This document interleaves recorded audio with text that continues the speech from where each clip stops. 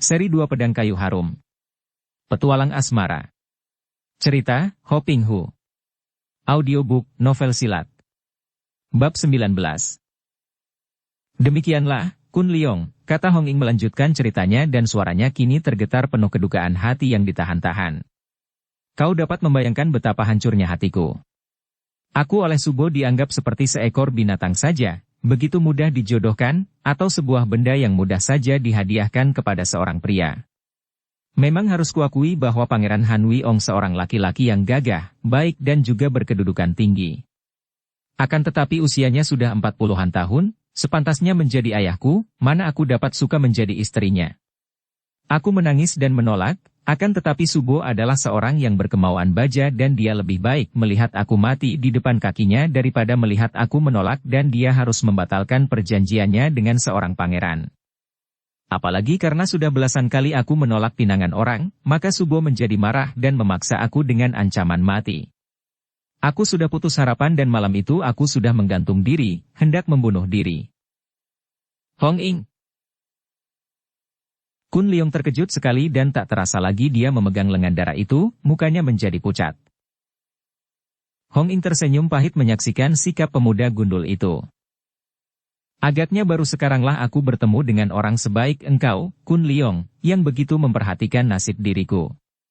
Aku ditolong oleh Suci yang menurunkan aku dari gantungan, menangisi aku dan menghiburku. Dia mengingatkan aku bahwa kami telah berhutang budi kepada Subo dan sudah sepatutnya lah kalau aku membalas budi Subo dengan mentaati perintahnya.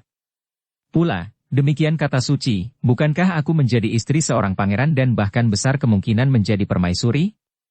Kalau aku membunuh diri, berarti aku menghina Subo dan Subo tentu akan tercemar terhadap keluarga kaisar, mungkin akan dianggap sebagai pemberontak.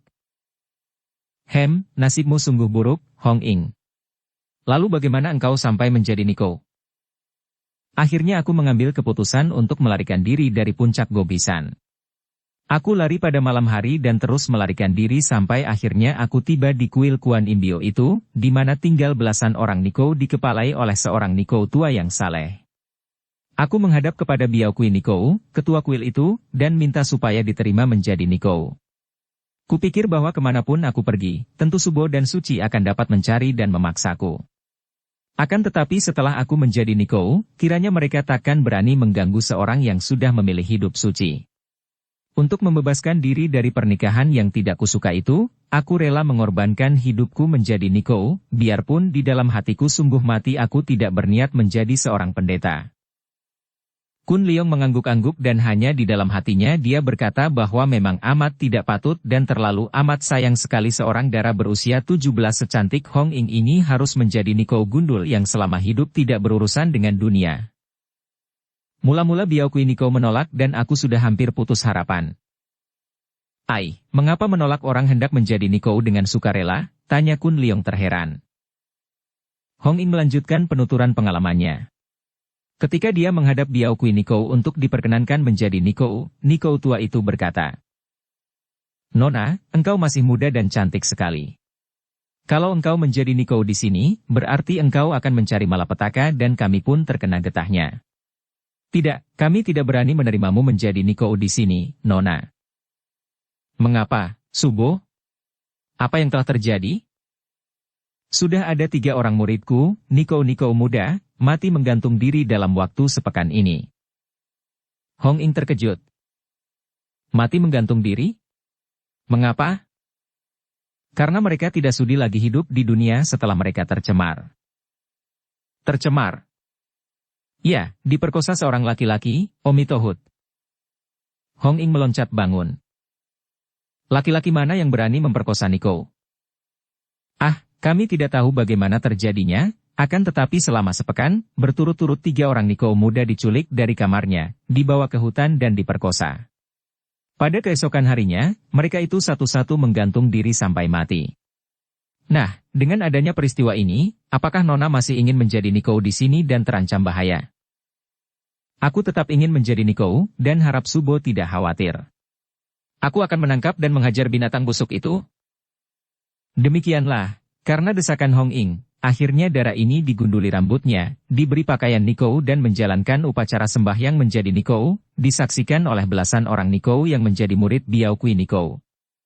Hong Ying menangis terseduh-seduh, akan tetapi betapapun juga, kepalanya sudah menjadi gundul licin dan ditutupi dengan penutup kepala berwarna putih. Malam hari itu, sengaja Hong Ying keluar seorang diri dan berjalan-jalan di sekeliling kuil untuk menjadikan dirinya sebagai umpan, memancing datangnya laki-laki terkutuk yang sudah memperkosa 3 Nikou dan menyebabkan mereka membunuh diri. Para Nikou lain yang maklum akan usaha Nikou baru ini, mengintai dari tempat aman dengan hati berdebar tegang. Tiba-tiba tampak sesosok bayangan orang yang tinggi besar dan begitu tiba di depan Hong Ying, darah ini terkejut dan jijik sekali. Laki-laki itu tinggi besar, usianya sudah 50 tahunan, rambut dan jenggot serta kumisnya riap-riapan menakutkan, kotor sekali, matanya lebar dan dia terkekeh memandang kepada Hong Ying sambil berkata, "Hahaha, Nikou muda baru ya? Wah, cantiknya, wah, malam ini aku benar-benar untung besar. Orang secantik engkau ini sedikitnya harus kupeluk selama sebulan, hahaha." Hong Ying sudah meloncat dan sekali tangannya menampar, terdengar suara, plak-plak-plak, keras sekali dan tubuh laki-laki itu terpelanting. Akan tetapi ternyata dia kuat juga, karena sudah dapat bangun kembali, matanya makin terbelalak lebar. "Hoho, jadi kau memiliki sedikit kepandaian? Bagus, lebih menarik lagi." Terjadilah pertandingan, namun sebentar saja laki-laki itu terdesak hebat dan beberapa kali terkena pukulan tangan Hong Ying. Biarpun tubuhnya kebal, namun pukulan Hong Ying bukan tidak keras dan mendatangkan rasa yang cukup nyeri, maka akhirnya laki-laki itu melarikan diri. "Binatang terkutuk, hendak lari kemana kau?" Hong Ying mengejar dan para Nikou lain yang menyaksikan betapa Nikou muda baru itu benar-benar lihai dan berhasil mengalahkan laki-laki cabul yang seperti orang gila itu, segera ikut pula mengejar. Mereka masih sempat melihat betapa Hong Ying telah dapat menyusul laki-laki itu, menghajar laki-laki itu sampai jatuh bangun. Laki-laki itu marah, tiba-tiba menggereng dan dengan kedua lengannya laki-laki itu mengangkat sebuah batu besar sekali dan hendak menimpakan batu itu kepada Hong Ying. "Ai!" Dua orang Nikou lain yang lebih dulu datang di tempat itu menjerit ngeri. Akan tetapi Hong Ying cepat meloncat ke depan, menerima batu itu dan mengerahkan sinkangnya mendorong sehingga kini laki-laki itulah yang tertindih batu dan tergencet oleh batu besar itu. Terdengar suara orang berteriak mengerikan dan ketika Hong Ying melepaskan batu itu, ternyata laki-laki itu telah hancur dan gepeng terhimpit batu dan bersandar pada batu gunung. Dada dan kepalanya pecah dan darah muncrat-muncrat membasahi tempat di sekelilingnya. "Omitohut!" Para Nikou berseru ketika menyaksikan ini.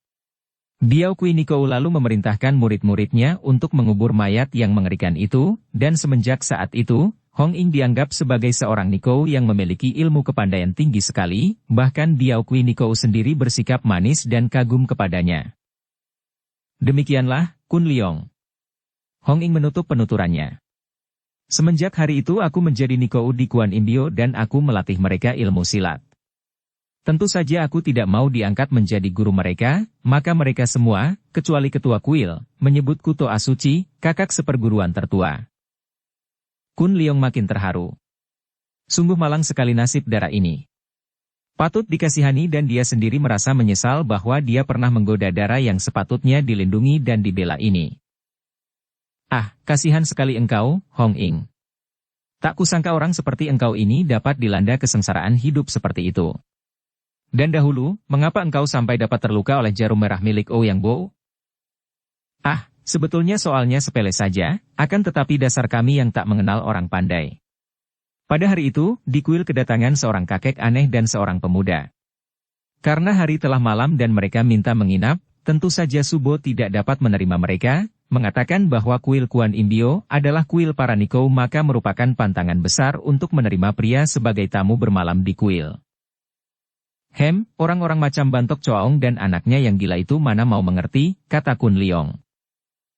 Memang demikianlah. Bantok Choaong memaki Biao Kui Nikou sebagai nenek gila cerewet yang bosan hidup dan sekali tangannya menampar, Biao Kui Nikou terguling roboh dengan kepala pecah dan tewas seketika.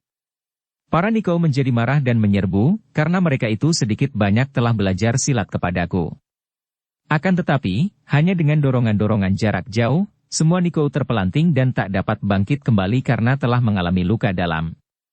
Aku sendiri menubruk Biao Kui Nikou dan pada saat itu dari belakang Ouyang Bo menyerangku dengan jarum merah. Aku tak dapat mengelaknya dan aku roboh pingsan. Mereka ayah dan anak iblis itu pergi sambil tertawa-tawa dan selebihnya kau mengetahui sendiri. Aku minta supaya dibawa ke seorang ahli obat di kota, dan ketika berada di Joli kebetulan sekali berjumpa denganmu dan engkau telah menyelamatkan nyawaku. Sungguh kau telah mengalami banyak hal yang amat sengsara, Hong Ying. Hanya aku menyesal sekali mengapa engkau mengambil jalan pendek menjadi Nikou. Tidak ada jalan lain. Untuk membunuh diri aku tidak berani. Jangan! Kun Leong setengah berteriak. Perbuatan itu adalah perbuatan paling rendah dan pengecut di dunia ini. Sekarang engkau tidak perlu takut lagi. Setelah engkau menjadi Nikou, apa yang dapat dilakukan oleh sucimu dan gurumu? Apakah mereka bisa memaksamu? Pula, kalau pangeran tua mata keranjang itu melihat kau sudah menjadi Nikou, apakah dia hendak memaksa memperistri seorang Nikou?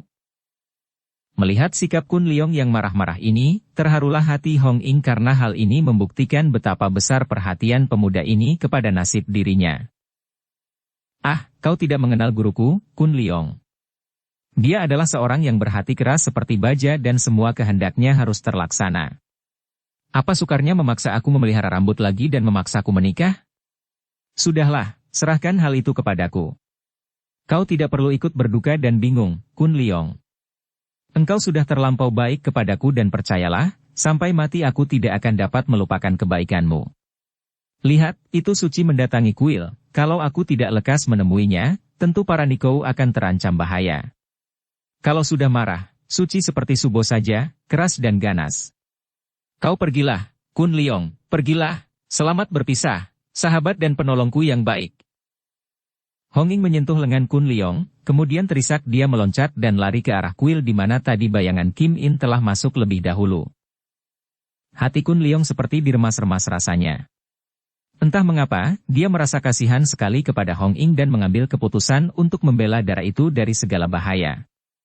Dengan pikiran ini, dia lalu melompat dan menyelinap, menghampiri kuil itu dari samping dan melakukan pengintaian. Dengan jantung berdebar Kun Leong melihat Hong Ying berdiri dengan kepala tunduk berhadapan dengan sucinya, Lau Kim In yang galak itu. Kim In sudah memegang pedangnya dan dengan suara keren berkata, Pek Hong Ying, aku mewakili Subogo Bisinkou memerintahkan engkau untuk berlutut. Hong Ying menarik napas panjang dan dia benar-benar menjatuhkan diri berlutut di depan sucinya yang galak itu. Pek Hong Ying, sebagai murid engkau telah murtad, melanggar perintah guru dan pergi tanpa pamit. Untuk semua itu, Subo masih dapat mempertimbangkannya asal saja engkau ikut bersamaku ke puncak Gobisan. Kalau tidak, sekarang juga akan kupenggal kepalamu dan akan kubawa kepalamu kepada Subo seperti yang diperintahkan Subo. Mendengar ucapan itu, belasan orang Nikou yang berada di situ dan yang menonton dengan muka marah itu menjadi makin marah. Dari mana datangnya perempuan jahat yang menghina Toa Suci? Mereka itu lalu menyerbu dan mengeroyok Kim In. Para Sumoy, jangan! Hong Ying berteriak, namun cegahannya terlambat, tubuh Kim In melesat ke sana-sini dan dalam segebrakan saja belasan orang Nikou itu sudah roboh semua dan mengaduh-aduh terkena pukulan dan tendangan kaki Kim In.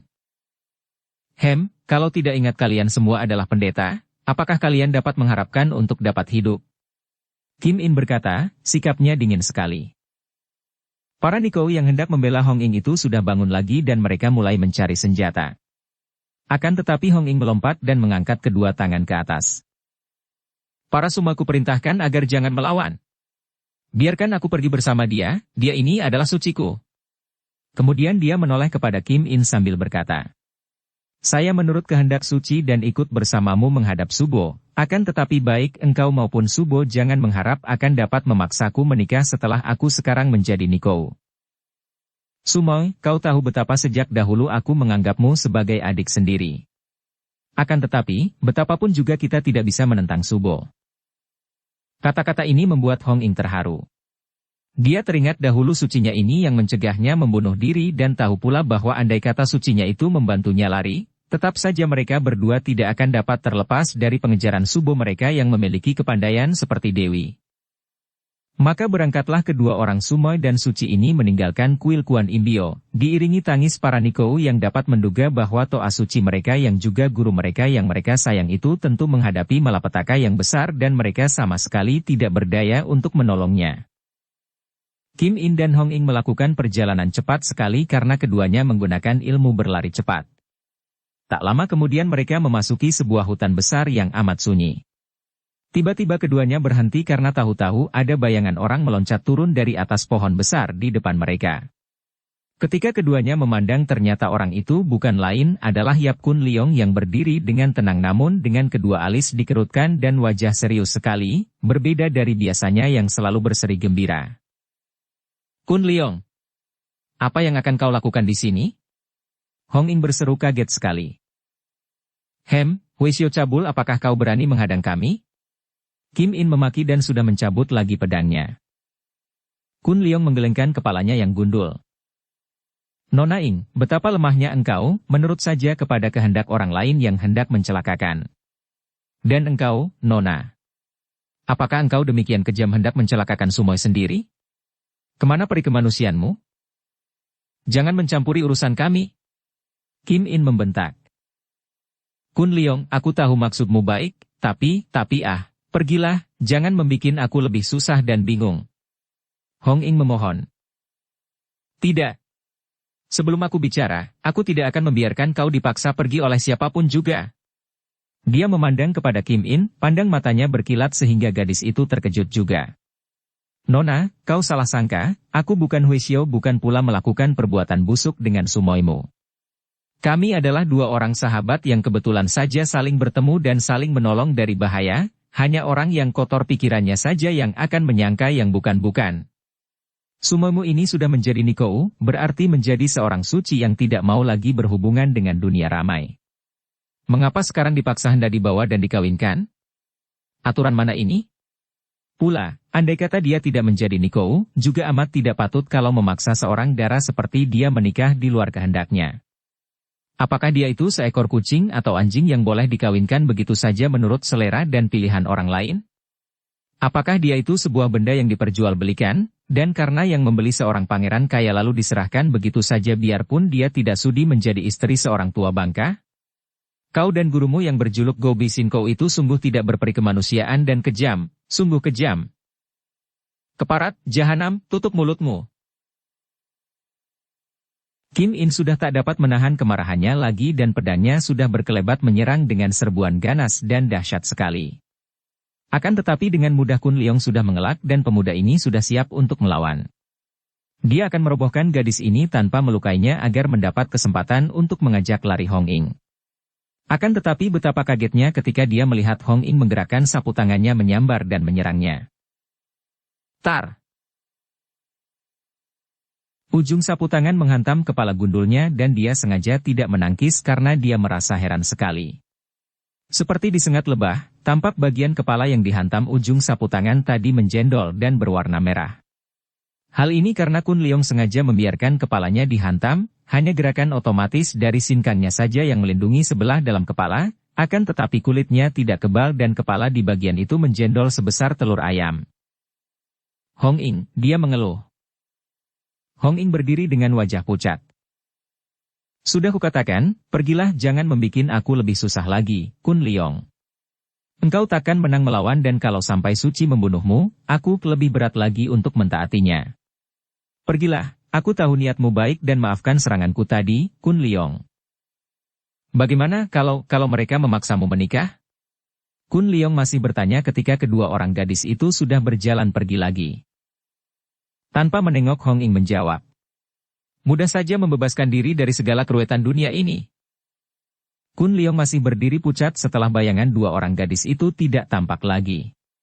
Ucapan Hong Ing itu hanya mempunyai satu arti saja, yaitu bunuh diri. Kematian memang menjadi jalan yang paling mudah untuk membebaskan diri dari segala macam keruwetan dunia. Nona Ing. Dia mengeluh dan menghapus dua bintik air matanya dan dia kaget sendiri. Apa artinya ini? Mengapa dia merasa begini sengsara, merasa begini kesepian setelah Hong Ing pergi? Ah, apakah aku telah gila, pikirnya dan dia membalikkan tubuh, lalu berlari-lari cepat sekali menuju ke Kui Engpang berusaha untuk mengusir bayangan Hong Ying yang selalu mengganggu otaknya.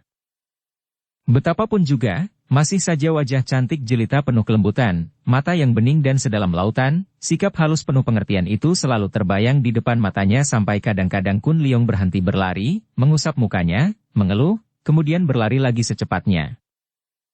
Dengan bantuan peta yang dahulu dibuatkan oleh pendekar sakti Chia Keng Hong untuknya, Kun Leong dapat menyeberangi Telaga Setan. Dia menemukan sebuah perahu kecil di semak-semak di tepi telaga, kemudian dengan mengambil cara memutar sesuai dengan petunjuk di peta, dia mendayung dan menyeberangi Kuiou menuju ke pulau di tengah telaga itu. Sesuai dengan petunjuk di dalam peta itu, dia menyeberangi Kuiou di waktu malam terang bulan dan mengemudikan perahunya melalui bagian-bagian tertentu, menyelusup alang-alang, melintasi bawah sebuah jembatan yang menjulur ke telaga, kemudian melalui semacam pintu dari dinding batu karang dan akhirnya dia dapat mendarat di tepi pulau sebelah timur. Bagian yang tebingnya amat terjal dan terdiri dari batu karang yang amat kuat berwarna hitam kemerahan.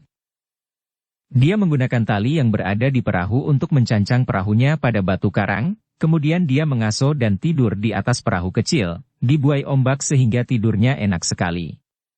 Dalam tidur itu dia bermimpi bertemu dengan Hong Ying, melihat Hong Ying menjadi pengantin dan diarak dengan joli, akan tetapi di tengah jalan darah itu menangis dan dia lalu mengobatinya seperti dahulu, hanya melihat sebagian pinggul gadis itu saja.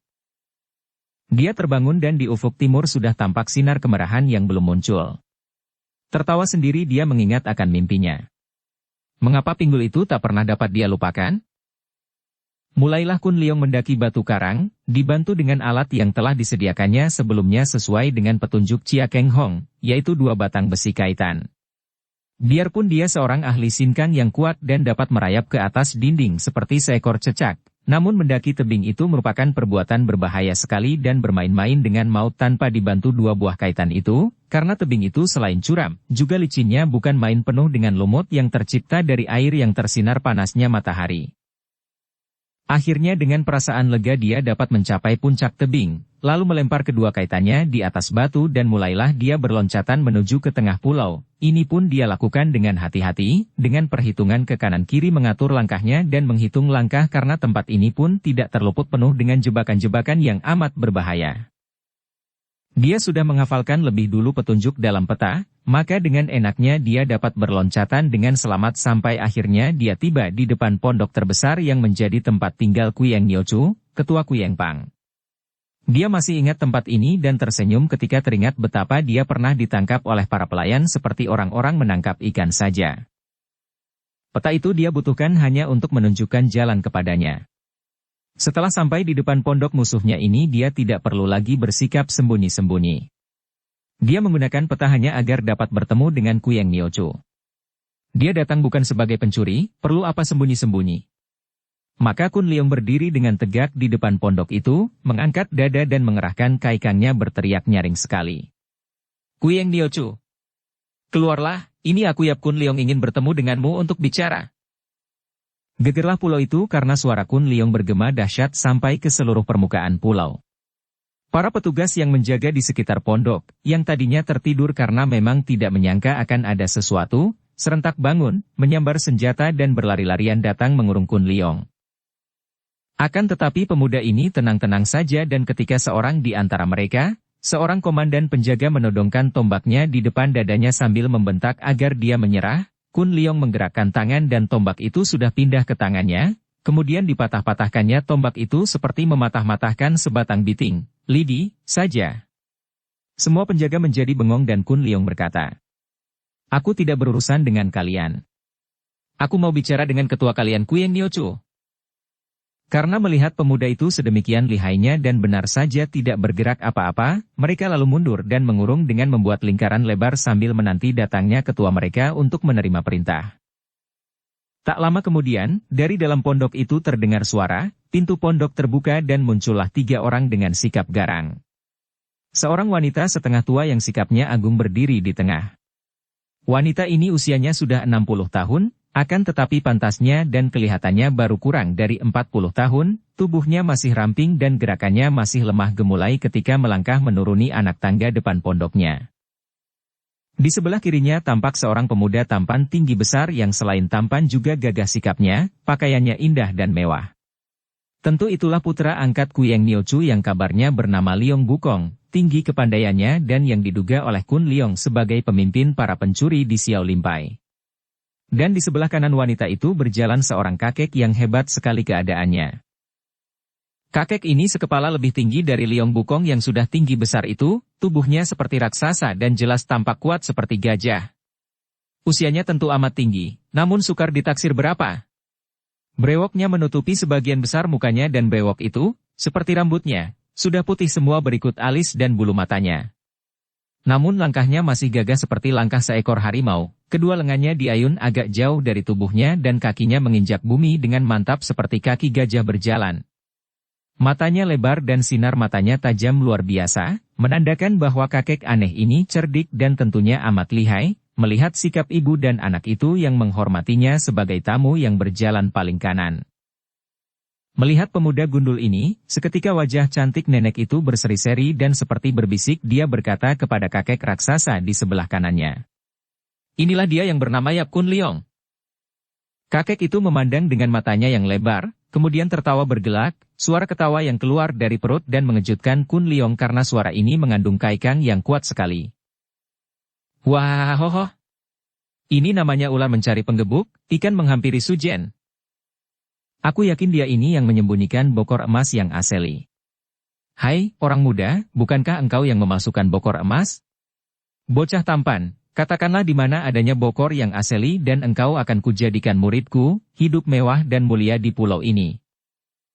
Kun Liong cemberut, menyembunyikan kepanasan hatinya mengingat bahwa mereka ini adalah seorang di antara mereka yang membunuh ayah bundanya, satu-satunya orang yang masih hidup dan yang akan dibunuhnya untuk membalas kematian ayah bundanya. Namun dia dapat bersikap tenang karena dia ingin mendapatkan lebih dulu pusaka Xiao Limsi, maka dia berkata, Kuyeng Niochu, dahulu aku telah melemparkan bokor emas kepadamu, aku tidak tahu menahu tentang bokor palsu atau tulen dan aku juga tidak peduli. Yang penting aku datang menagih janjimu karena bukankah dahulu kau berjanji akan mengembalikan 2 buah pusaka Xiao Limsi yang dicuri oleh orang-orangmu kalau aku memberikan bokor kepadamu? Nah, aku datang untuk menerima sebatang pedang pusaka dan sebuah hiolou, keduanya merupakan benda lama yang menjadi pusaka Xiao Limsi. Harap engkau sebagai seorang yang terkenal, sebagai seorang pangcu, ketua, dari Kui Engpang, suka memegang janji dan menyerahkan kedua benda pusaka itu kepadaku untuk ku kembalikan ke Xiao Limsi. Yap Kun Liong, seorang ketua Kui Engpang tidak akan melanggar janjinya. Dahulu memang aku berjanji akan mengembalikan 2 buah benda Xiao Limsi kalau ditukar dengan bokor emas pusaka Tehu. Akan tetapi ternyata kemudian bahwa pusaka yang terlepas kembali dari tanganku itu adalah pusaka palsu. Oleh karena itu, tidak mungkin aku menukarkan 2 buah pusaka itu dengan sebuah benda palsu. Tentang bokor emas aku tidak tahu menahu, akan tetapi pedang dan hiolou itu jelas adalah milik Xiao Limsi yang kalian curi. Maka sekarang aku datang mewakili Xiao Limpai untuk minta kembali 2 buah benda itu, apapun yang terjadi. Kun Liong sengaja bicara dengan nada marah dan bersikap menantang.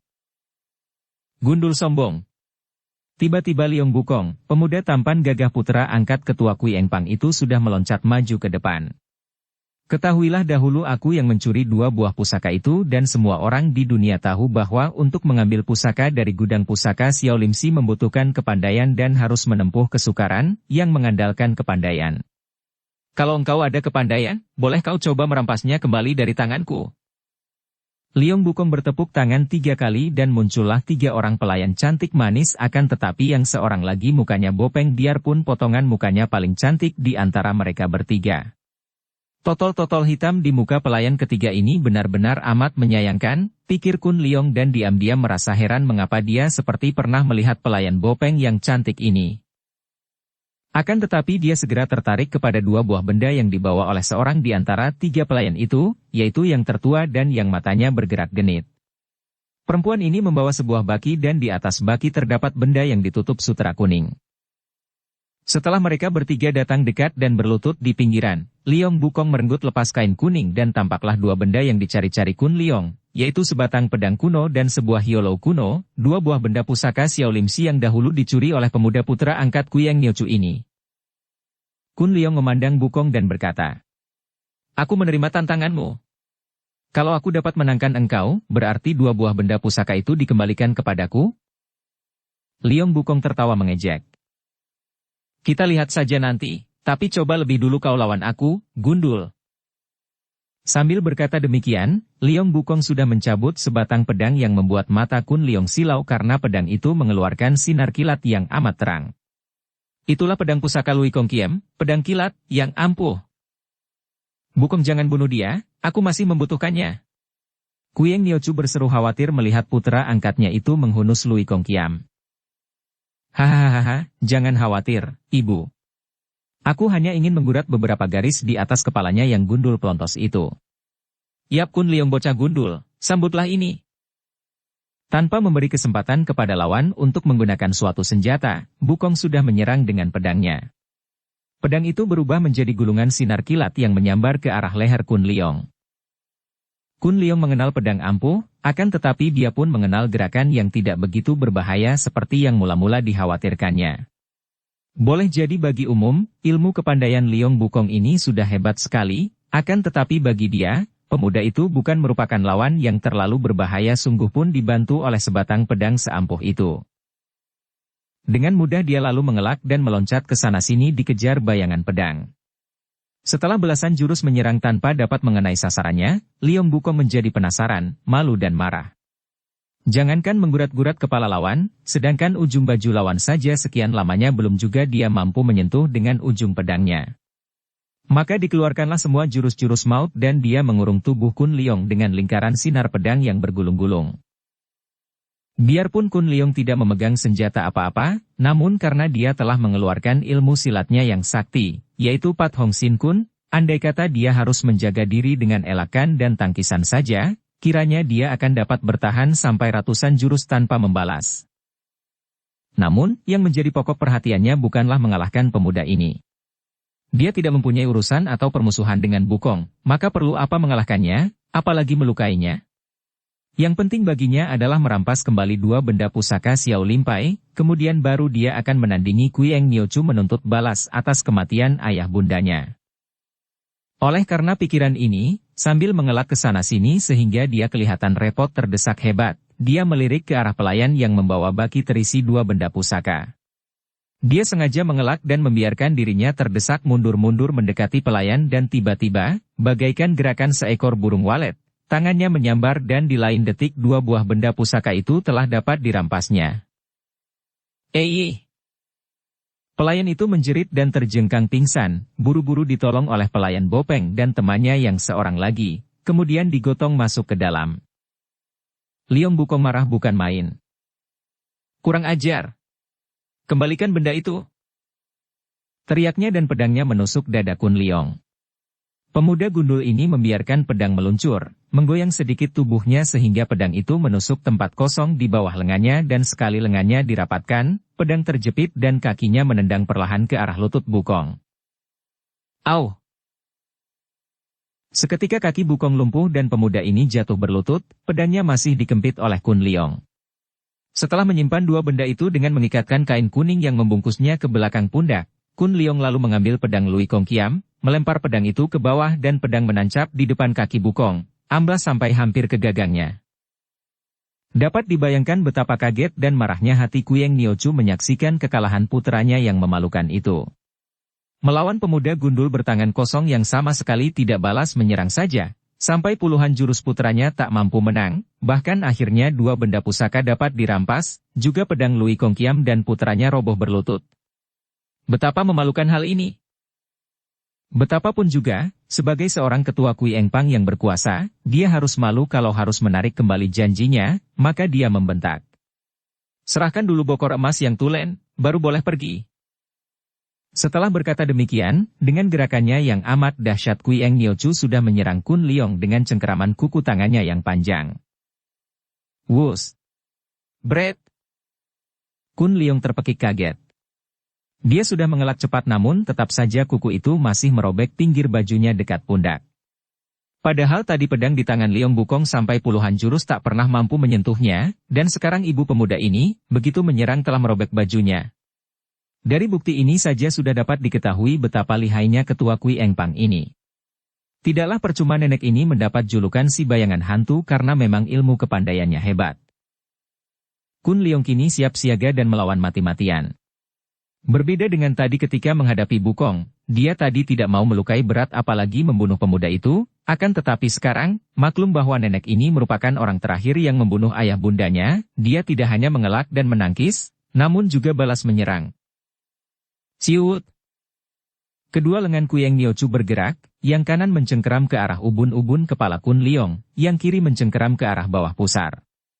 Dua serangan sekaligus yang merupakan cengkeraman maut dan yang datangnya amat cepat. Kun Leong menggerakkan kedua lengannya ke atas dan ke bawah menangkis. Duk! Duk, tangkisan yang amat kuat sehingga kedua lengan lawan terpental, namun dengan amat cepatnya Kuyeng Niochu sudah menyerang lagi dengan cakar ke arah mata dan dada. Plak! Duk! Hait! Kun Leong menangkis dua kali dan melanjutkan dalam detik berikutnya dengan hantaman tangan kiri dengan tangan terbuka, tangan kirinya mengeluarkan uap putih dan itulah pukulan Pek In Chiang yang amat ampuh, yang dia pelajari dari manusia sakti Tiang Pek Ho Siang.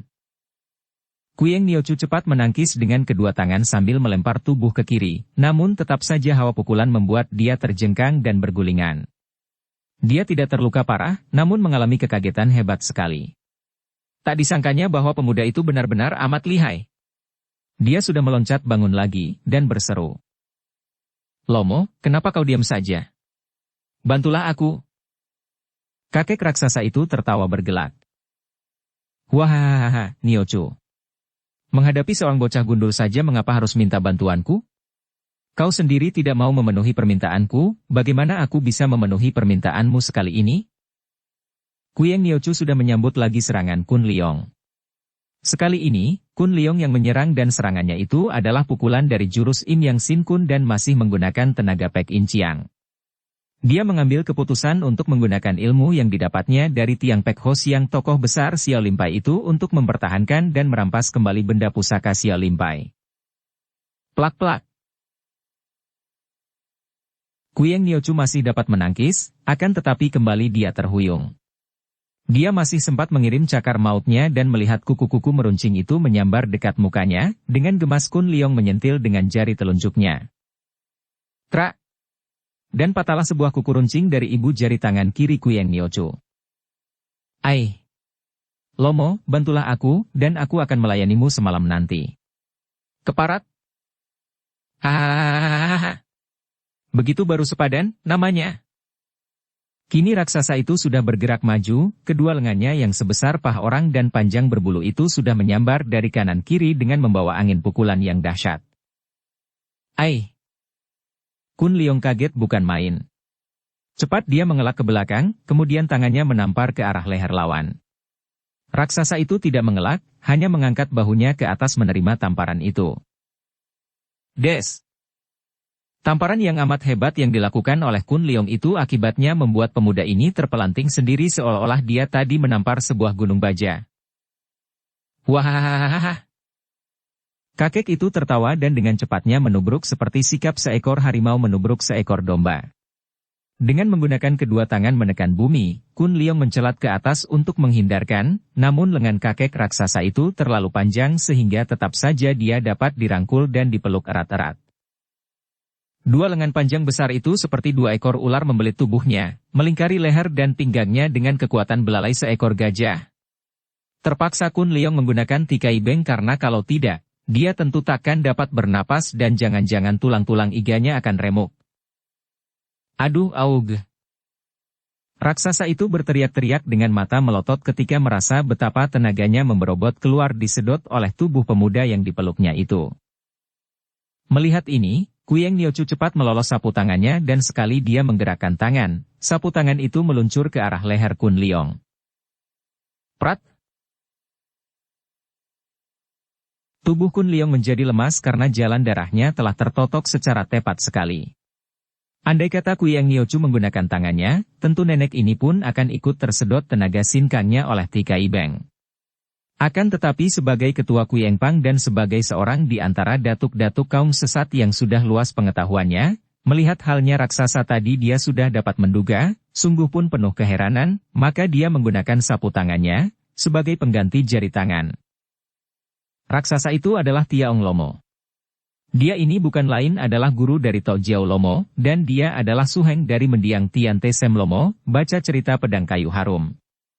Tempat tinggalnya adalah di kaki pegunungan Gobisan dan pada hari itu dia menjadi tamu Kui Eng Niochu yang merasa kehilangan teman-teman, sengaja mendekati kakek raksasa yang lihai ini untuk diajak bersekutu mencari bokor emas yang tulen, juga untuk membalas dendamnya kepada Panglima Teho. Tian Ong Lomo melepaskan pelukannya dan mengusap keringatnya dari dahi. Hebat benar, ilmu apa itu tadi? Seperti setan, tahu-tahu tenagaku disedotnya tanpa dapat kutahan. Ilmu itu kalau bukan Tikai Beng apalagi, kata Kui Eng Niochu. Tikai Beng? Liong Bukong menghampiri dan bertanya kaget. Dia pun terheran-heran menyaksikan kelihayan Kun Liong sehingga setelah dikeroyok dua oleh ibunya dan Tian Ong Lomo, baru dapat ditangkap. Tikai Beng? Bukankah katanya hanya pendekar Chia King Hong yang memilikinya, tanya pula Tian Ong Lomo. Siapa tahu bocah ini telah mewarisinya. Bocah ini amat penting. Bunuh saja dia, ibu. Dia berbahaya, kata Bukong. Hus. Bodoh kau. Dia penting sekali. Pertama, dialah yang agaknya tahu di mana letaknya bokor yang tulen. Kedua, kalau dia mengerti Tikai Beng, kita bisa siksa dan paksa dia untuk mengajarkannya kepada kami. Hahaha. Pikiran bagus sekali. Dia harus ditahan dan dibelenggu kuat-kuat. Jangan khawatir, pergunakan ini untuk mengikatnya, dia tidak akan mampu lolos. Kakek raksasa itu melepaskan kolor celananya yang berwarna hitam. Benda ini terbuat dari otot binatang ajaib di Gobi, dan uletnya tidak ada yang dapat menandinginya. Kaki tangan Kun Liong lalu dibelenggu dengan tali otot itu, dan dia dilempar ke dalam kamar tahanan, dijaga ketat oleh selusin orang penjaga. Malam itu sunyi sekali. Tiap 2 jam sekali selusin penjaga yang menjaga di luar kamar tahanan Kun Liong diganti dan di antara mereka itu dipilih para anak murid yang sudah tinggi tingkat kepandaiannya. Sementara itu, di kamar para pelayan, tak jauh dari kamar Kui Eng Niochu, 3 orang pelayan wanita muda saling berbisik-bisik.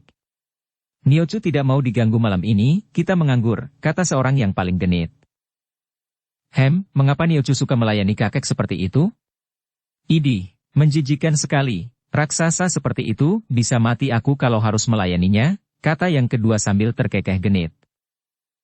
Kalian jangan main-main, kalau terdengar Niochu kalian bisa dibunuh, kata pelayan ketiga yang mukanya bopeng. Sebaiknya kita pergi saja ke kamar Kongcu, dia tentu membutuhkan kita. Lebih senang melayani dia, biar hanya untuk memijati tubuhnya yang kuat dan gagah, kata orang pertama. Cocok. Mari kita menghadap Kongcu. Sudah lebih sepekan dia tidak mengundang kita. Pergilah kalian. Aku sih tidak dibutuhkan Kongcu, kata yang bopeng. Afi, kau sebenarnya cantik sekali, lebih manis daripada kami berdua, sayang mukamu banyak totol-totol hitam. Kau sih tidak mau menurut, kalau kau berobat dan totol-totolmu itu bersih, tentu Kongcu akan tergila-gila kepadamu. Aku tidak memikirkan soal itu. Pergilah kalian kepadanya, aku sendiri akan menjaga di kamar ini, kalau Niochu membutuhkan sesuatu. Kalau dia memanggil dan kita bertiga tidak ada semua, bukankah celaka? Kau mau menjaga di sini untuk kami? Afi kau baik sekali. Pergi dan bersenanglah, kata Afi yang bopeng. 2 orang pelayan cepat berdandan, menambah bedak dan gincu di muka dan bibir, memakai beberapa tetes minyak wangi, membereskan rambut dan pakaian, kemudian sambil tersenyum-senyum dan tertawa-tawa genit mereka menuju ke kamar Liong Bukong yang memang sudah menjadikan mereka berdua sebagai kekasihnya dan kadang-kadang memanggil mereka ke kamarnya untuk melayaninya bersenang-senang. Setelah 2 orang pelayan itu pergi, Afi yang mukanya bopeng itu cepat meloncat keluar dari kamar, tangannya mengusap mukanya dan selaput tipis terlepas atau terkupas dari kulit mukanya yang halus dan sedikit pun tidak ada totol hitamnya. Darah ini sama sekali bukan bopeng, melainkan memiliki wajah yang cantik jelita dan tidak ada cacat bopengnya sebuah pun. Gerakannya berubah lincah sekali ketika dia berkelebat lenyap dalam gelap. Siapakah darah jelita ini? Dia bukan lain adalah Lim Fisian, darah cantik murid Gak Liong di Sichuan, atau masih terhitung cucu keponakan murid dari Panglima Tehu karena Gak Liong adalah murid keponakan Panglima besar itu. Telah sebulan lebih Fisian menyelundup ke Qiou dan diterima sebagai pelayan. Dia dapat melindungi dirinya dari Bukong yang mata keranjang itu dengan jalan menyelaput mukanya dengan selaput tipis sehingga mukanya yang cantik jelita itu menjadi bopeng. Dan semua ini dikerjakan memenuhi rencana dan siasat Chia Giokeng, putri pendekar sakti Chia Keng Hong. Setelah menyelinap di tempat gelap agak jauh dari kelompok bangunan, terdengar suara burung malam. Fisian cepat menghampiri dan ternyata Giokeng telah berada di situ, tepat seperti telah mereka janjikan. Giokeng telah mendengar dari ayahnya tentang ayah Bunda Kun Liong yang dibunuh oleh 5 datuk, juga tentang bokor yang dipalsukan dan yang diduga dilakukan oleh Kui Eng Niochu. Karena merasa marah mendengar kematian bibi gurunya Gui Yanchu dan suaminya, Giokeng lalu minggat untuk menyelidiki Qiou dan di jalan dia bertemu dengan Fisian yang tentu saja sudah dikenalnya. Bagaimana, Fisian? Sudah dapatkah kau menyelidiki tentang bokor? Pest. Chia Lihiap. Fisian menyebut Lihiap kepada Giokeng mengingat bahwa nona ini adalah putri pendekar sakti Chia Keng Hong dan yang ia tahu memiliki tingkat ilmu kepandaian yang jauh lebih tinggi daripada tingkatnya sendiri. Ada berita hebat sekali. Dengan suara bisik-bisik Fisian lalu menuturkan tentang munculnya Yap Kun Liong yang hendak merampas kembali 2 benda pusaka Xiao Limpai. Dia sudah berhasil mengalahkan Liong Bukong dan merampas pusaka, akan tetapi dia dikeroyok oleh Kui Eng Niochu dan Tian Ong Lomo, tertawan dan dijebloskan di dalam kamar tahanan bawah tanah. Giokeng membanting-banting kakinya dengan gemas. Si tolol itu sungguh tak tahu diri, berani mendatangi guha harimau. Biar dirasakan kelancangannya sendiri itu. Tapi, Lihiap, dia itu orang baik. Kita harus menolongnya. Dengan adanya dia membantu kita, agaknya pekerjaan kita akan lebih ringan. Pula, bukankah dia pun berhak untuk membalas kematian orang tuanya? Karena suara ini dilakukan dalam bisik-bisik, maka Giokeng tidak dapat menangkap getaran aneh dalam suara Fisian ini. Akhirnya, mengingat bahwa betapapun juga dia harus menolong Kun Liong, dia mengangguk dan keduanya lalu berindap mendekati kelompok bangunan. Tidak percuma Fisian menjadi pelayan di situ selama sebulan. Selama itu dia telah menyelidiki semua tempat rahasia, dan tahu di mana Kun Liong disekap. Dengan hati-hati 2 orang darah perkasa ini menyelinap, Fisian di depan dan Giokeng di belakang. Giokeng telah menyerahkan sebatang pedang kepada Fisian, sedang dia sendiri memegang pedang Gin Huaqiam yang berkilauan, sebatang pedang pusaka perak yang ampuh. Ketika kedua orang darah itu menuruni anak tangga menuju ke kamar tahanan di bawah tanah, mereka bengong melihat betapa pintu menembus ke anak tangga itu telah terbuka dan 2 orang penjaga pintu telah menggeletak dan tidur, alias pingsan tanpa luka. Lebih besar lagi keheranan mereka ketika mereka melihat 12 orang penjaga di luar kamar tahanan sudah rebah malang melintang, kesemuanya pingsan dan kamar tahanan itu sendiri sudah kosong. Tampak, kolor hitam terbuat dari otot yang dibanggakan oleh Tian Ong Lomo itu menggeletak di kamar tahanan akan tetapi Kun Liong si pemuda gundul sudah tidak berada di tempat itu. Kemana dia? Giokeng bertanya heran. Entah, tapi itu tadi tali pengikatnya, tentu dia telah dapat meloloskan diri, atau mungkin ada yang menolongnya. Mari kita cepat keluar sebelum ada penjaga yang melihatnya. 2 orang darah itu bergegas keluar dari kamar tahanan bawah tanah. Kemanakah perginya Kun Liong? Dugaan Fisian memang benar. Pemuda itu dapat meloloskan diri, akan tetapi bukan karena pertolongan orang lain.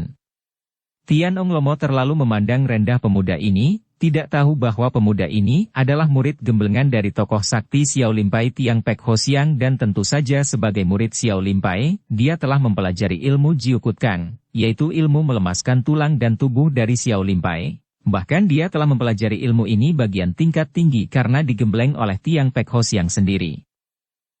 Oleh karena itu, ketika dia dimasukkan ke dalam kamar tahanan, sebentar saja dia sudah dapat meloloskan kaki tangannya dari belenggu otot hitam itu tanpa mematahkan belenggu karena untuk mematahkan belenggu yang ulet dan mulur itu memang tidak mungkin.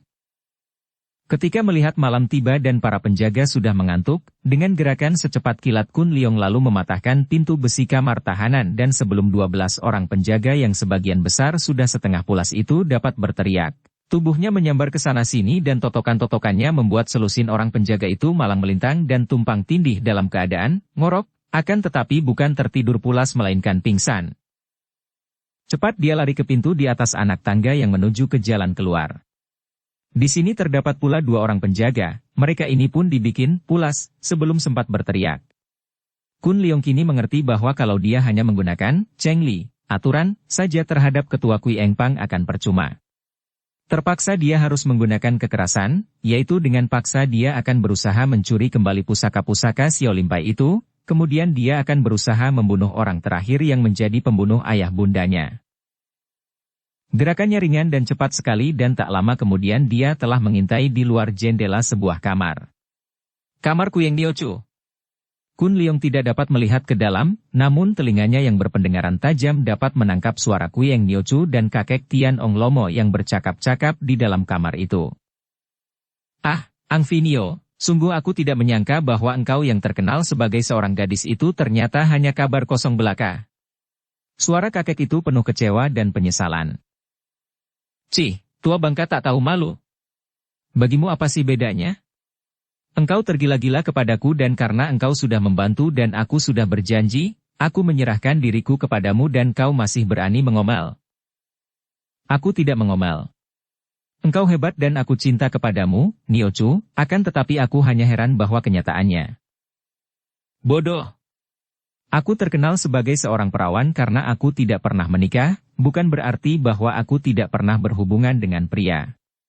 Bahkan aku telah menjadi seorang ibu. Heh. Engkau kuanggap sebagai seorang sahabat baik, Lomo, dan kuharap selanjutnya kita dapat bekerja sama untuk memperoleh bokor pusaka itu. Maka biarlah kubuka rahasiaku kepadamu seorang. Ketahuilah bahwa dulu, aku berhubungan dengan seorang pemuda Shiliong. Hubungan kami akrab dan karena bujuk rayunya aku tidak dapat mempertahankan diri sampai aku mengandung. Akan tetapi apa yang dilakukan pemuda keparat itu? Dia tidak mau mengakui kandunganku karena dia merasa malu menjadi suami seorang anggota kaum sesat, katanya. Nah, aku membunuhnya dan setelah anak itu terlahir, kuangkat dia menjadi anakku. Padahal dia anakku sendiri, dari hubunganku dengan pemuda Shiliong itu, anak terlahir tidak sah. Liong Bukong? Benar. Nah, kau sudah mendengar dan kuharap saja engkau menyimpan rahasia ini baik-baik. Tentu saja selama engkau suka melayaniku, manis. Aku akan melayanimu sepuasmu asal engkau selalu suka membantuku. Kun Leong yang mendengarkan penuturan wanita itu menjadi bengong dan tanpa disadarinya timbul rasa kasihan di dalam hatinya terhadap Kuyeng Niochu Angfinio. Kembali ada seorang manusia menjadi korban apa yang tadinya dianggapnya, cinta. Benarkah cinta itu selalu mendatangkan malapetaka? Betapa banyaknya peristiwa yang disaksikannya sendiri, peristiwa menyedihkan akibat perasaan yang terkenal dinamakan cinta. Visian mencintanya dan karena dia tidak dapat membalasnya, darah itu merana. Demikian pula Yuanita. Dan Li Hua, demi cintanya dengan Yuan, keduanya menjadi korban dan binasa. Sekarang, ternyata Kuyeng Niochu, seorang di antara datuk kaum sesat yang namanya terkenal di seluruh dunia Kang Ou dan ditakuti, yang terkenal sebagai seorang gadis tua, kiranya hanyalah seorang wanita korban cinta sehingga melahirkan seorang anak yang terpaksa dianggap sebagai anak angkat. Tiba-tiba terdengar bentakan keras di sebelah belakangnya.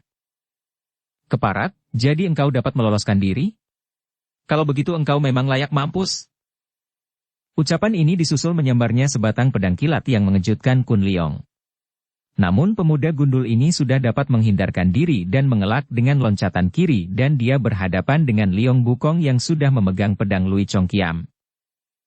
Terdengar bentakan-bentakan dan sebentar saja Kun Leong telah dikurung, bahkan kini Kuyeng Niochu sendiri dengan rambut masih kusut dan muka masih kemerahan, telah datang pula bersama Tian Ong Lomo, kakek raksasa yang mulai malam itu telah menjadi kekasihnya itu. Kepung! Tangkap dia!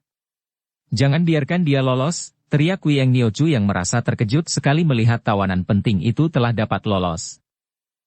Akan tetapi karena semua anggota Kuyeng Pang maklum betapa lihainya pemuda gundul ini, mereka hanya mengepung dari jarak jauh dengan membentuk lingkaran dan memegang obor sehingga tempat itu menjadi terang sekali. Sedangkan yang maju menyerang Kun Leong tentu saja adalah Kuyeng Niochu sendiri yang kini menggunakan sebuah kebutan bulu panjang berwarna kuning di samping cengkeraman kukunya yang beracun, adapun Tian Ong Lomo sudah pula mengeluarkan senjatanya yang luar biasa dan mengerikan. Yaitu sehelai sabuk terbuat dari baja lemas berbentuk runcing tajam penuh dengan gigi seperti gergaji. Sebuah senjata yang mengerikan, apalagi dimainkan oleh seorang yang bertenaga gajah seperti kakek itu. Senjata aneh ini lenyap bentuknya dan hanya terdengar suara mengaung dan tampak sinar bergulung-gulung seperti seekor naga bermain di angkasa. Selain kedua orang tokoh sakti ini, Leong Bukong juga ikut pula mengeroyok dengan pedang pusakanya yang ampuh. Karena maklum bahwa dia menghadapi orang-orang pandai dan nyawanya terancam bahaya, maka sekali ini Kun Leong tidaklah hanya menjaga diri seperti pertama kali dia dikeroyok, melainkan tubuhnya mencelat ke sana kemari mengerahkan ginkangnya dan dia sudah membalas dengan pukulan-pukulan tak kalah berbahayanya pula kepada 3 orang pengeroyoknya. Namun, karena 3 orang itu masing-masing menggunakan senjata ampuh dan hebat, tentu saja Kun Leong tidak mendapatkan kesempatan untuk mempergunakan Tikai Beng, hanya terpaksa mengerahkan dan mengandalkan kecepatan gerakannya. Tubuhnya berkelebatan seperti seekor burung walet yang berterbangan di antara sinar-sinar senjata lawan yang bergulung-gulung. Tiba-tiba timbul kekacauan di bagian kiri para pengepung karena beberapa orang anggota Kuyeng Pang roboh dan berkelebatlah bayangan 2 orang gadis yang keduanya memegang sebatang pedang dan yang gerakannya gesit sekali, terutama sekali gadis yang pedangnya mengeluarkan sinar perak. Mereka ini bukan lain adalah Chia Giokeng dengan pedang Gin Huaqiam dan Lim Fisian yang memegang sebatang pedang yang baik pula. Keduanya sudah menerjang memasuki kepungan dan tanpa banyak cakap lagi mereka sudah menyerbu ke medan pertandingan membantu Kun Leong. Kun Leong, mari kita basmi iblis-iblis ini, kata Fisian sambil memutar pedangnya menyerang Tian Ong Lomo. Fisian. Kun Leong berseru kaget dan girang, kemudian dia melihat pula Giokeng dan berseru. Nona Chia. Akan tetapi Giokeng tidak menjawab. Hatinya malah mendongkol. Mengapa Kun Leong menyebut Fisian dengan namanya begitu saja, dengan suara mesra, sedangkan kepadanya menyebut Nona Chia segala macam? Dia tidak mengerti bahwa sengaja Kun Leong menyebutnya Nona untuk mengangkatnya, untuk menghormatinya sebagai putri pendekar sakti Chia Keng Hong, apalagi mereka berada di depan banyak orang. Chia Giokeng cepat melepaskan anak panah berapi.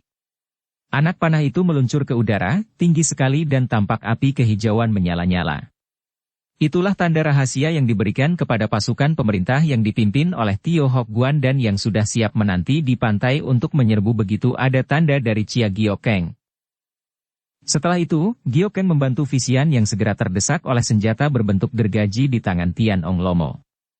Adapun Kun Leong kini menghadapi Kuyeng Niochu seorang diri, cepat dia mendesaknya dan berkata, Kuyeng Niochu, sekarang tiba saatnya aku membalaskan kematian ayah bundaku.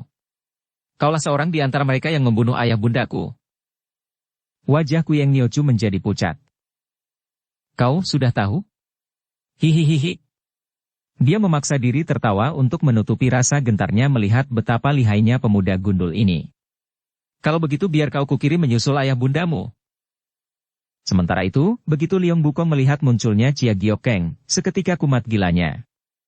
Dia tergila-gila kepada nona ini dan kini melihat wajah cantik itu di bawah sinar penerangan obor yang kemerahan, dia terpesona sehingga sampai lama dia diam saja berdiri tegak dengan pedang di tangan. Bukong, bantulah aku. Kuyeng Niochu berseru minta bantuan putranya karena sebagian bulu kebutannya kena ditampar tangan Kun Leong sehingga membedol dan berhamburan. Demikian kuatnya jari tangan pemuda itu sehingga kebutannya yang biasanya dapat menghancurkan batu karang itu kini membedol kena tamparan jari tangan Kun Leong di tangan. Akan tetapi seperti orang mabuk, Bukong sama sekali tidak mempedulikan ibunya, bahkan dia lalu meloncat ke depan Giokeng dan berkata, Nona Chia Giokeng, selamat datang di tempatku yang buruk. Nona, mengapa Nona datang sebagai penyerbu? Bukankah kita sahabat baik dan bukankah aku mempunyai niat baik terhadap dirimu? Nona, aku masih cinta kepadamu, selamanya aku cinta kepadamu. Keparat. Giokeng menjadi merah sekali mukanya. Harus dia akui bahwa dia dahulu tertarik kepada pemuda tampan ini, dan andai kata Bukong tidak bersikap semanis itu di depan banyak orang, agaknya dia pun akan lebih merasa bangga daripada marah. Akan tetapi, di depan banyak orang, apalagi di depan Kun Leong dan Vixian, pemuda ini berani menyatakan cintanya. Maka sambil membentak pedangnya berkelebat menyerang dengan tusukan kilat. Cring! Dukung channel Novel Silat dengan subscribe, follow, like, komen dan share. Bukong menangkis dan Gyokeng menjadi makin marah.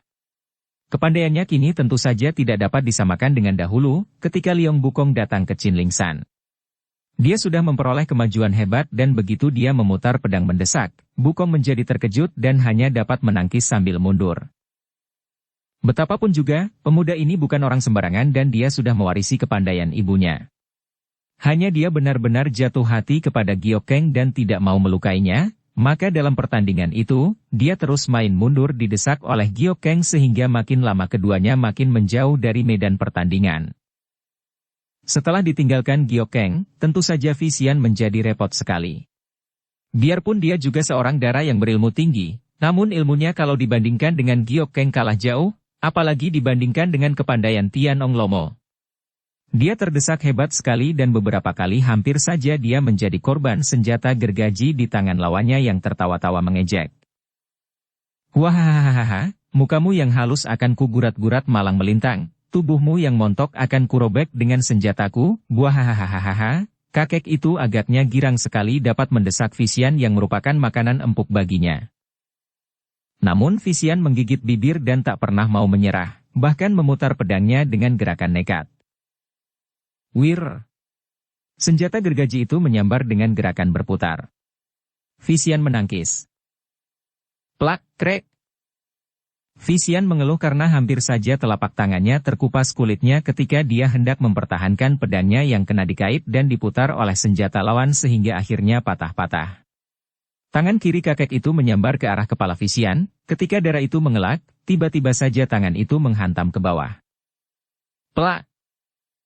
Telapak tangan kiri kakek itu telah menampar paha kanan Vixian dengan sikap kurang ajar sekali, akan tetapi karena tamparan itu mengandung hawa sinkang yang beracun, akibatnya Vixian terpelanting. Wahahaha!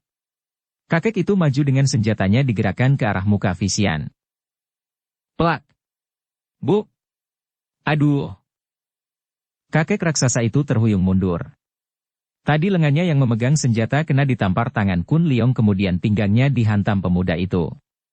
Untung bahwa Vixian terancam maut, Kun Leong melihatnya maka pemuda ini cepat meninggalkan Kui Eng Niochu yang sebetulnya sudah terdesak untuk menolong nyawa Vixian dan dia berhasil. Kun Leong, aku terluka, Vixian mengeluh tak dapat bangkit kembali, pahanya terasa panas dan kakinya lumpuh.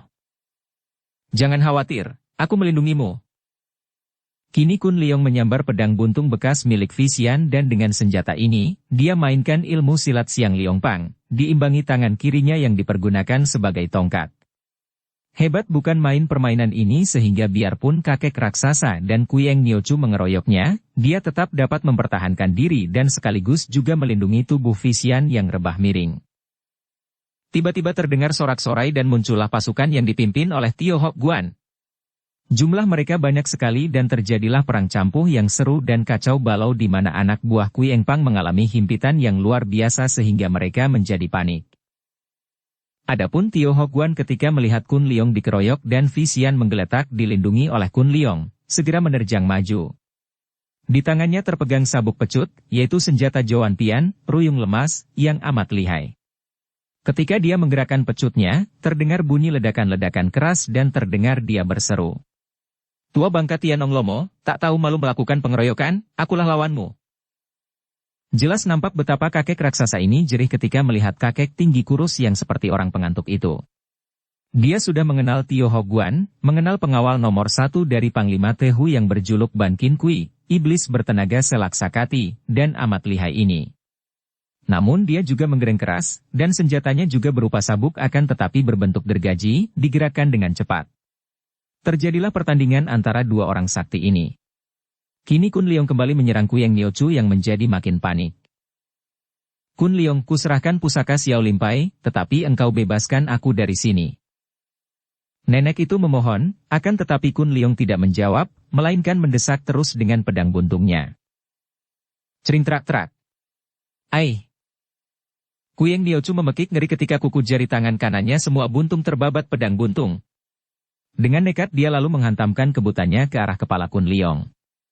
Pemuda ini menggerakkan pedang buntungnya dan segera bulu kebutan melibat pedangnya sehingga tak dapat ditarik kembali, sedangkan tangan kiri nenek itu sudah mencengkeram ke arah ubun-ubun kepalanya. Kun Leong juga menggerakkan tangan kiri, menyambut. Dia merasa sakit sekali ketika kuku-kuku runcing mencengkeram telapak tangannya, namun segera nenek itu menjerit dan jatuh berlutut, ketika tenaga sinkangnya membanjir keluar disedot melalui telapak tangan pemuda yang dicengkeramnya. Aug, celaka!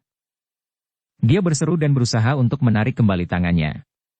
Celakanya kebutannya melibat pedang buntung dan tak dapat digerakkan pula dan ketika dia mengerahkan seluruh tenaga sinkang untuk menarik tangannya yang melekat, makin banyak sinkangnya memberobot keluar. Makin dia mengerahkan sinkang, makin banyak pula tenaga saktinya keluar. Oh, lepaskan aku, ampunkan aku. Tanpa malu-malu lagi nenek itu memohon. Kun Leong mengeraskan hatinya dan tidak mau menghentikan Tikai Beng sambil membayangkan kematian ayah dan ibunya di tangan nenek ini dan datuk-datuk hitam lain yang telah tewas. Wajah nenek itu menjadi pucat sekali dan dia merasa betapa tenaga sinkangnya makin lama makin habis membanjir keluar melalui tangannya yang melekat pada telapak tangan pemuda itu. Tahulah dia apa artinya ini. Dia maklum pula bahwa pemuda ini tak mungkin mau mengampuninya, karena sudah tahu bahwa ayah bundanya dibunuh oleh dia dan teman-temannya ketika itu. Maka sebagai seorang yang berkedudukan tinggi, sebagai ketua Kui Engpang, sebagai seorang di antara para datuk kaum sesat, Kuyeng Niochu tidak mau terbunuh oleh lawan seorang pemuda seperti ini. Lebih baik bunuh diri. Dilepasnya gagang kebutannya dan secepat kilat dia mengerahkan seluruh tenaga yang masih ada, menggunakan tangan kanan yang sudah tidak ada kukunya itu mencengkeram ke arah kepalanya sendiri. Pada saat itu, Kun Leong sudah melepaskan ilmu Tikai Beng karena di dalam hatinya timbul perasaan tidak tega untuk membunuh nenek itu. Tepat pada saat dia melepaskan tangan nenek yang menempel pada telapak tangannya, nenek itu telah mencengkeram ubun-ubun kepalanya sendiri dengan tangan kanan. Krot! Aug! Nenek itu roboh, kepalanya pecah dan otak serta darahnya berhamburan, matanya melotot memandang ke arah Kun Leong. Kun Leong berdiri seperti arca, matanya terbelalak memandang mayat Kuyeng Niochu, hatinya merasa ngeri dan menyesal sekali. Dia tahu bahwa nenek itu membunuh diri sendiri, akan tetapi dia merasa bahwa dialah yang membunuh nenek ini. Dia membunuh karena nenek ini telah membunuh ayah bundanya. Kalau dia menganggap nenek ini jahat karena membunuh ayah bundanya, lalu apa bedanya dengan dia sendiri kalau dia sekarang membunuh nenek itu? Baik nenek itu, maupun dia, apapun alasannya, keduanya adalah sama-sama pembunuh. Kun Leong menutupi muka dengan kedua tangannya. Kun Leong, aduh kakiku. Keluhan suara Visian ini menyadarkan Kun Leong. Dia menurunkan kedua tangannya, membalik dan tidak melihat lagi kepada mayat Kuyeng Niochu. Ketika melihat betapa Tio Hok Guan mendesak hebat kakek brewok tinggi besar yang lihai itu dan para prajurit kerajaan juga mendesak anak buah Kui Engpang, dia lalu membungkuk dan membangunkan Visian. Dilihatnya paha kanan darah itu terluka parah dan matang biru, tahulah dia bahwa Visian telah menderita pukulan beracun, maka dipondongnya tubuh darah itu. Kemana Nona Chia Giokeng? Tanyanya sambil menoleh ke kanan kiri karena dia tidak melihat gadis itu. Dia, tadi kulihat dia mengejar Leong Bukong ke sana. Aduh, Visian merintih dan merangkul leher Kun Leong. Jangan-jangan dia terjebak musuh. Mari kita kejar. Kun Leong berlari cepat menuju ke arah yang ditunjuk Visian sambil memondong tubuh darah ini. Akan tetapi sampai di pantai pulau, mereka tidak melihat bayangan Giokeng dan Bukong yang dikejar gadis itu. Mereka tentu telah menyeberang ke darat, sebaiknya kita kejar mereka.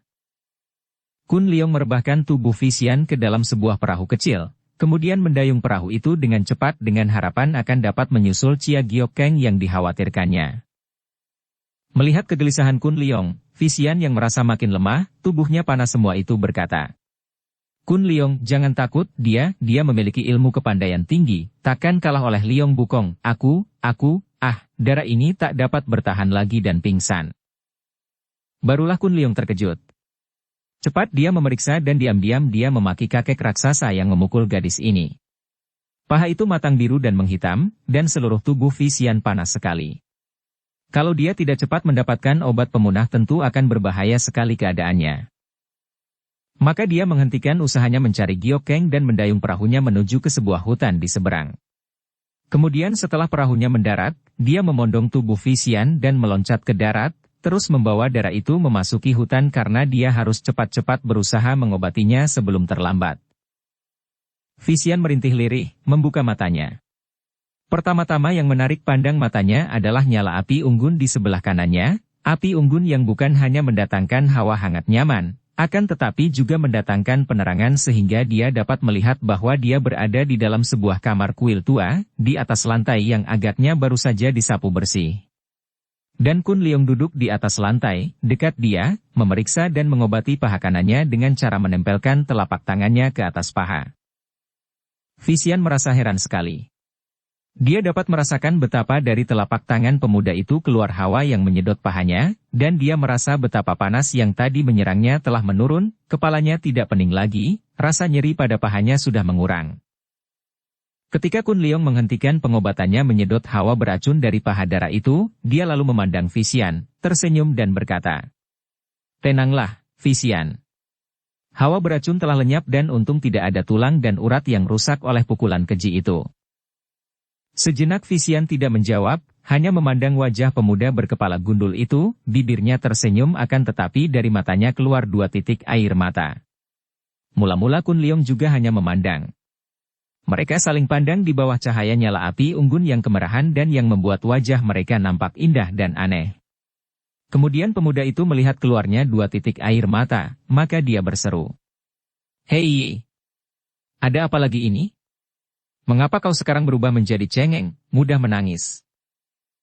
Ditanya dengan suara sendau gurau ini, makin bertambah air mata mengalir di atas sepasang pipi yang halus itu, bahkan kini Vixian terisak. Kau kenapakah?" Kun Leong mengangkat bangun darah itu sehingga terduduk, dan menggunakan tangannya menghapus air mata yang membasahi pipi. Tak disangkanya bahwa perbuatannya ini bahkan membuat Vixian terseduh-seduh dan darah itu menjatuhkan mukanya di atas dada Kun Leong. Kun Leong bingung dan bengong, tak tahu dia apa yang berada di dalam hati darah ini dan tak tahu pula apa yang harus dilakukannya. Maka dia diam saja, hanya mengelus rambut yang halus dan harum itu. "Kun Leong," akhirnya Vixian dapat juga bicara setelah tangisnya mereda.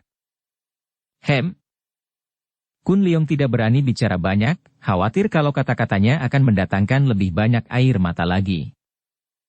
"Kau terlampau baik kepadaku." Masa?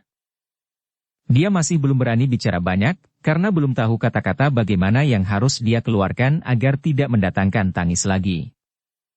"Berkali-kali kau menolongku, menyelamatkan aku dari malapetaka, seolah-olah memberikan kembali nyawaku yang sudah terancam maut, dan aku hanya menghinamu." Kun Leong tersenyum di balik rambut-rambut yang harum itu. Kini lega hatinya. Kiranya itu yang membuat Vixian menangis. Darah ini diserang perasaan terharu. Untuk membiarkan perasaan haru, satu-satunya jalan adalah sendau gurau. Masa? Kan engkau sudah memberi upah berkali-kali kepadaku. Engkau pernah memberi upah cium, ingatkah? Seketika Kun Leong merasa betapa tubuh yang merapat di dadanya itu menggigil, kemudian terdengar suara Vixian dari dadanya. "Itulah dan aku menganggapmu." Kembali darah itu menangis. Celaka, pikir Kun Leong. Di bawah sendau gurau, malah menangis lagi. Apa akalnya? Bagaimana kalau dipancing biar darah ini marah saja? Kemarahan dapat menghilangkan haru dan duka, biasanya begitu. Vixian. Kau menangis lagi. Aku berhutang budi terlalu banyak kepadamu. Budi apa? Sudah lunas? Dan sekarang juga akan lunas kalau kau mau memberi upah cium kepadaku. Ucapan ini sengaja dikeluarkan oleh Kun Leong, bukan hanya karena setiap kali melihat Vixian, melihat mulut darah ini yang luar biasa manisnya membuat dia ingin menciumnya, akan tetapi juga dia keluarkan dengan maksud agar darah itu menjadi marah kepadanya. Benar saja.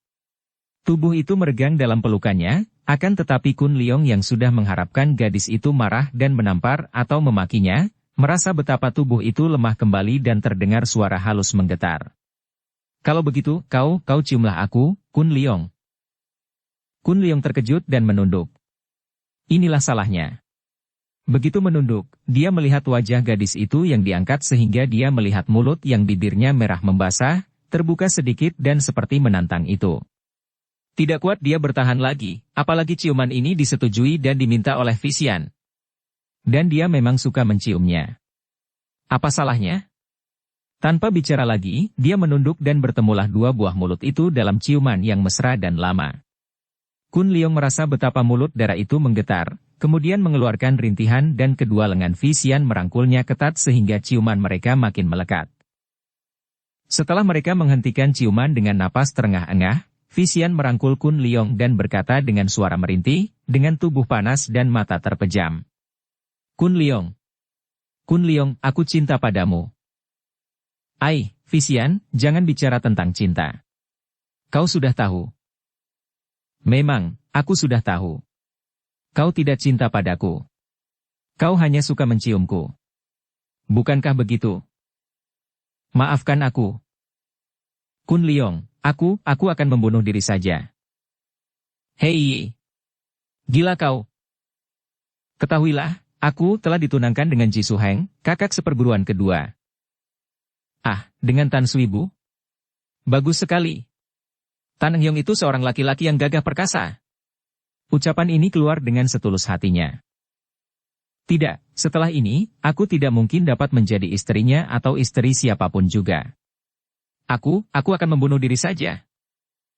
Hus, jangan bicara ugal-ugalan kau. Kun Leong menegur setengah menggoda. Aku takkan membiarkan engkau membunuh diri. Dengan kepandaianmu, kau tentu bisa mencegahku, akan tetapi apakah selamanya engkau akan menjagaku? Tidak, Kun Leong. Engkau takkan dapat mencegahku, dan aku bukan bicara main-main, aku benar-benar akan membunuh diri. Aku cinta kepadamu, aku diam-diam telah menyerahkan jiwa ragaku kepadamu, akan tetapi kalau aku terpaksa harus berpisah darimu dan menjadi istri orang lain yang tidak kucinta, biarlah aku membunuh diri saja daripada membikin susah hati orang lain. Wah, kau bikin aku bingung, Vixian. Kau tahu aku tidak mencintamu, tidak mencinta siapa-siapa dan aku jujur dalam hal ini.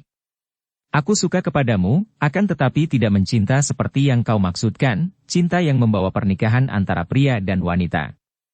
Aku jadi bingung karena khawatir. Jangan kau bunuh diri, Vixian. Berjanjilah, bersumpahlah bahwa kau tidak akan membunuh diri. Kalau tidak, selamanya aku takkan dapat nyenyak tidur dan enak makan. Kun Leong, keputusanku sudah bulat. Aku akan membunuh diri begitu kita saling berpisah, kecuali kalau kau menaruh kasihan kepadaku. Loh, kau ini benar-benar aneh. Ataukah iblis penjaga hutan dan kuil tua ini yang sudah menggoda pikiranmu? Tentu saja aku menaruh kasihan kepadamu, sayang. Benarkah? Kau kasihan kepadaku dan mau melakukan apa saja untuk menolong diriku dari kenekatan membunuh diri? Vixian memandang wajah itu. Kun Leong juga memandang tajam penuh selidik, hendak menjenguk isi hati yang tersembunyi di balik wajah yang basah oleh air mata itu. Dia tahu bahwa Vixian tidak main-main bahkan belum pernah dia melihat darah yang berwatak jenaka dan periang itu bersikap serius seperti saat ini. Akan tetapi dia harus cerdik, tidak boleh membiarkan diri diakali. Aku memang kasihan kepadamu, suka kepadamu, dan tentu saja aku suka melakukan apa saja untuk menolongmu dari kenekatan gila itu, asal saja bukan untuk menikah denganmu.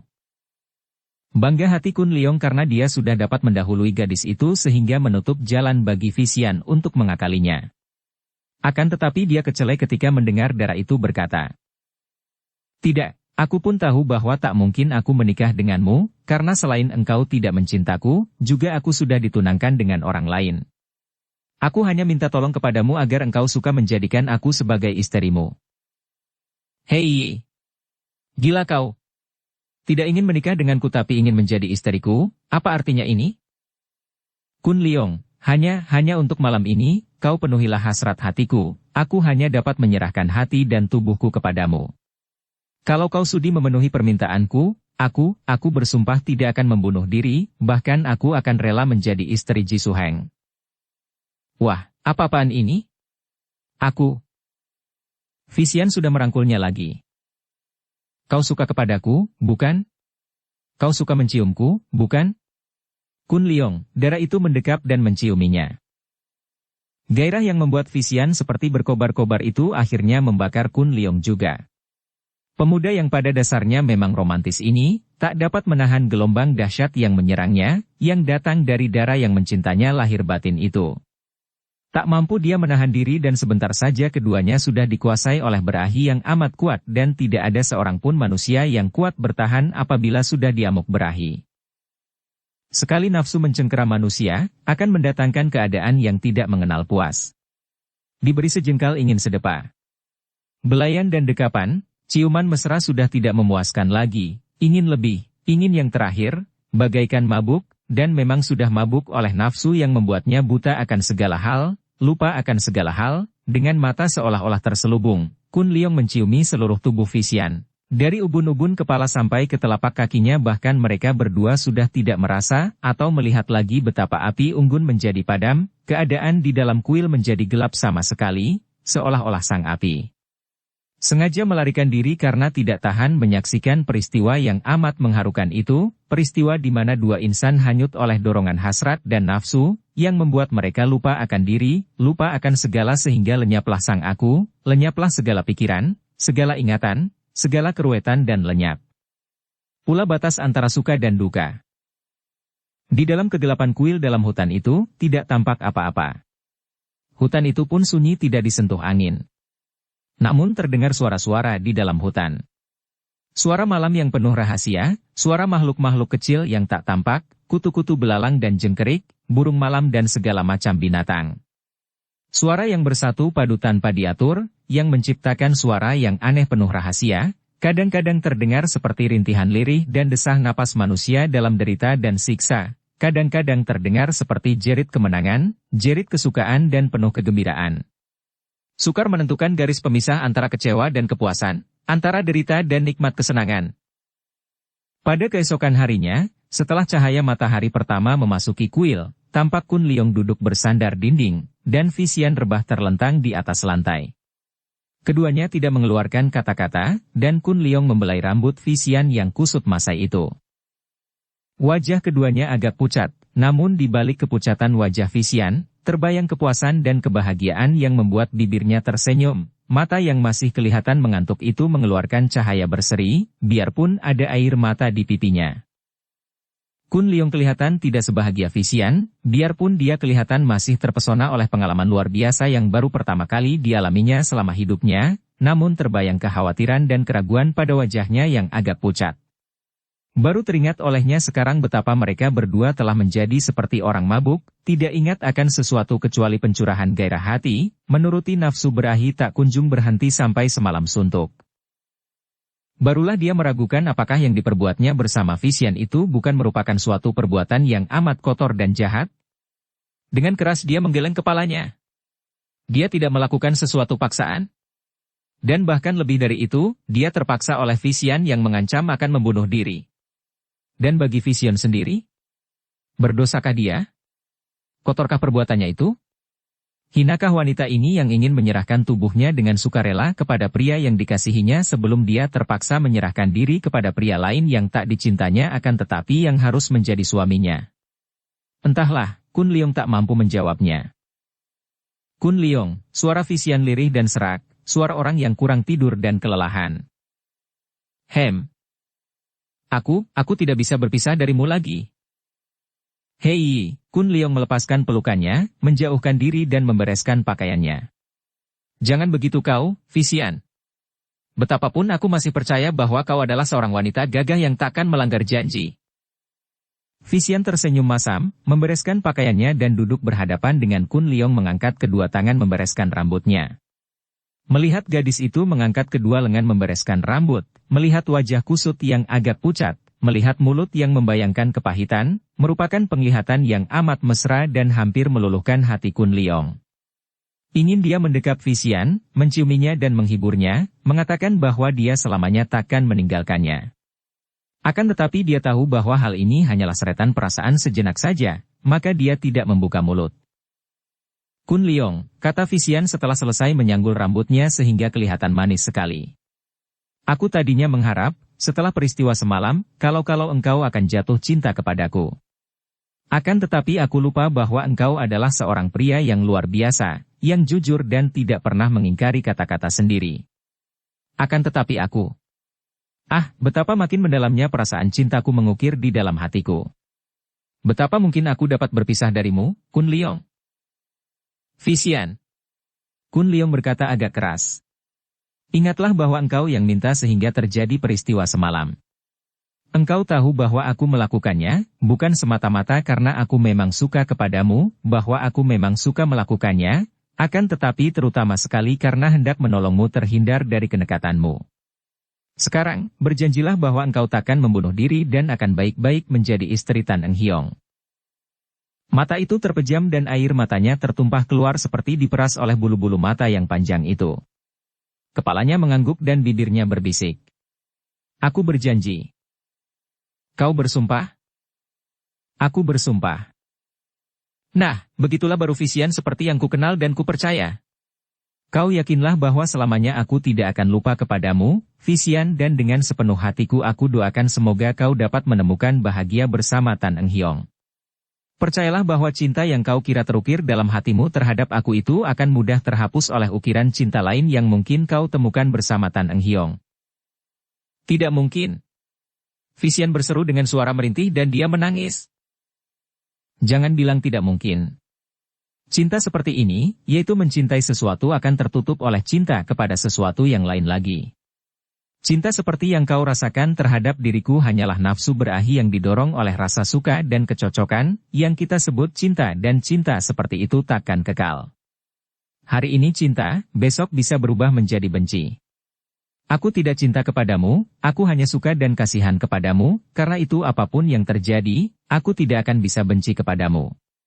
Cinta yang bersifat memiliki bukanlah cinta, karena memiliki berarti kehilangan, memiliki berarti kecewa dan sengsara apalagi menjadi benci. Nah, lebih baik kita berpisah di sini, Vixian. Selamat tinggal. Kun Leong. Kun Leong yang sudah melangkah itu terhenti di pintu bekas kamar kuil itu dan menoleh sambil tersenyum. Sudahlah, Vixian. Ingat, engkau akan jauh lebih bahagia hidup di samping Tan Eng Hiong daripada di sampingku. Mencinta tanpa balasan merupakan siksaan jauh lebih berat daripada dicinta tanpa membalas. Selamat tinggal. Kun Leong meloncat jauh dan cepat lari meninggalkan tempat itu. Kun Leong. Vixian mengeluh dan menangis. Tak lama kemudian dia sudah terjun ke dalam sungai tak jauh dari kuil itu, merendam tubuhnya sebatas dada dan masih terus menangis sampai matanya menjadi merah. Setelah berlari cepat keluar masuk beberapa buah hutan, baru legalah hati Kun Leong, tidak khawatir kalau Vi siap mengejarnya. Dia lalu berjalan seenaknya dalam hutan yang sunyi itu. Bersambung ke bab 20. Dukung kami dengan subscribe, follow, like, komen dan share. Terima kasih.